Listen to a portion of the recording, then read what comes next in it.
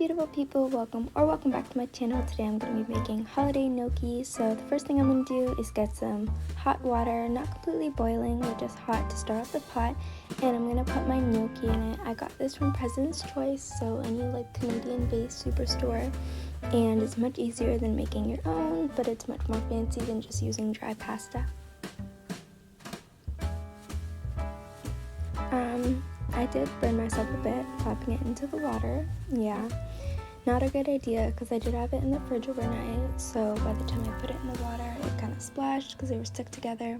It wasn't great, but I learned to do it one at a time afterwards. Put it on the stove and I ended up setting a timer for a few minutes.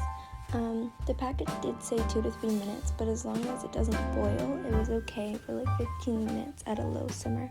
Then I got on my fruit processor because I don't like chopping anything, and I started to assemble it so that I could do up my garlic.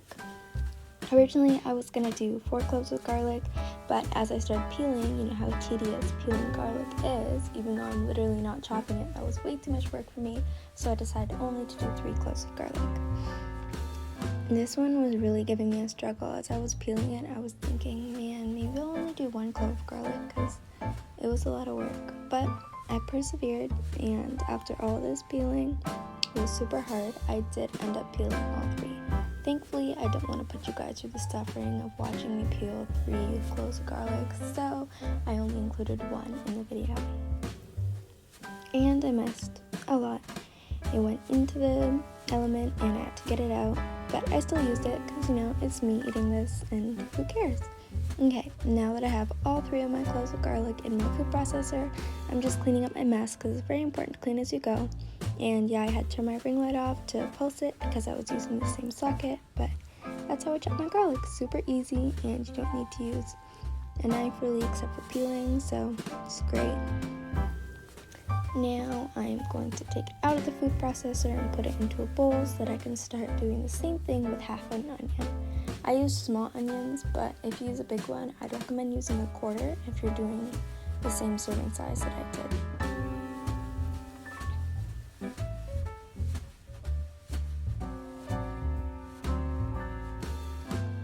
Okay, so after I got all of my garlics into my bowl, I started chopping my onion. I cut it in half, and then I cut it in half again, and I removed the green part in the middle because it was growing a little onion baby.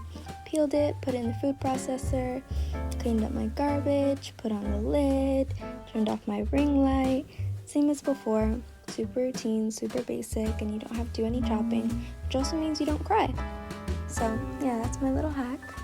It works with any old food processor you have. Might work in a blender, but I haven't tried that yet. And yeah, I just take it, use my good old red spatula, and get it into a bowl. Same bowl I had my garlic in because I don't want to waste a lot of dishes. And I'm going to set that aside when I'm done.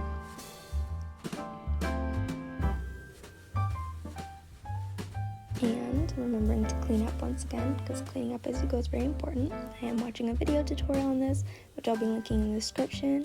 So I put in some olive oil. She said about 2 tablespoons, but I put in what felt right with my garlic and my onions, and I sauteed them until they were more translucent and really fragrant and aromatic. I think it took around 3-4 minutes. It wasn't super long. I almost cried because that was when I could actually smell the onions, but other than that, the chopping and peeling part, I couldn't feel the onions at all. Now I'm going to take some tomato paste. Now, this can was worse than peeling the garlic. Do you see how many times I dropped this can? I don't know if it was my can opener or what it was, but I kept trying and trying to open it, and every single time I would go around, it would fall. Thankfully, after a few minutes, I did make it to the end, and I used 3 tablespoons. I think the girl in the video used 2, but I didn't want to waste so much of the can since when I put it in the fridge, I usually don't use it afterwards, so I used as much as I could while sticking to the recipe. I mixed it around with my garlic, onions, and olive oil until it was really cohesive and it looked sort of like a sauce because I didn't want it to just be all separate, and then when I add the milk, it wouldn't really mix together nicely. Black pepper. I thought I added a bit too much at first, because she just said a 1/4 teaspoon, so I put some back. But after trying it, I think I could have taken a little bit more of a kick. Make sure to mix. Okay, now I'm adding a 1/4 cup of milk. She called for heavy cream or whipping cream or evaporated milk, but I didn't have any, and this worked just as well. I'm sure you could do it with a rice milk or a soy milk if you don't do dairy. Usually I don't do lactose, but I wanted to stick to the recipe for this one. I'm adding some Parmesan cheese. Unfortunately, this was like the gross, bubbly kind instead of like the fresh Parmesan, but it made do. So to make up for that, I added some lactose-free marbled cheese just to get it a little more sticky and all that good stuff.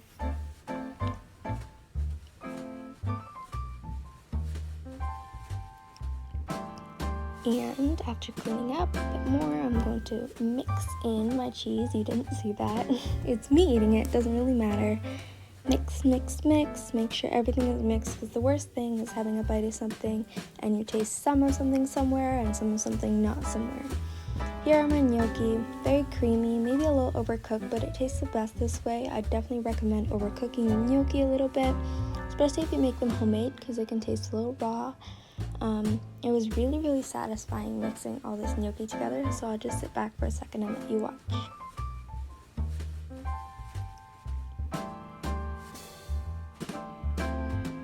And now I'm going to take some cayenne pepper.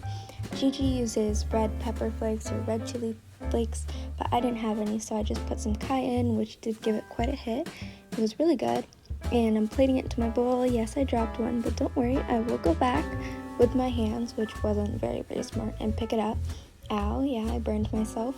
And I'm going to put a little bit more Parmesan cheese on the top, just for presentation. And now I'm going to go and eat it. See you guys next video. Bye. Love you.